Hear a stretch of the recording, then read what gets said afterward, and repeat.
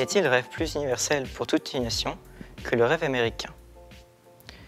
Ces histoires d'ascension et de chute d'hommes et de femmes ont permis de faire évoluer toute une société. Héroïne principale de cette histoire, Navid Powell est une jeune danseuse juive qui épouse un grand industriel. Autour d'elle gravitent deux personnes, Arch Parker, qui partira pendant la Seconde Guerre mondiale, et Waldo Trigo, un avocat portoricain déchu de la société dans laquelle il travaillait.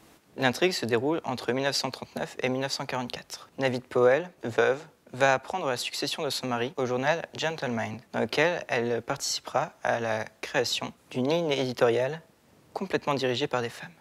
Les scénaristes de ce livre, Juan Diaz-Canales ainsi que Teresa Falero, ont été secondés par les dessins de Antonio Lapone.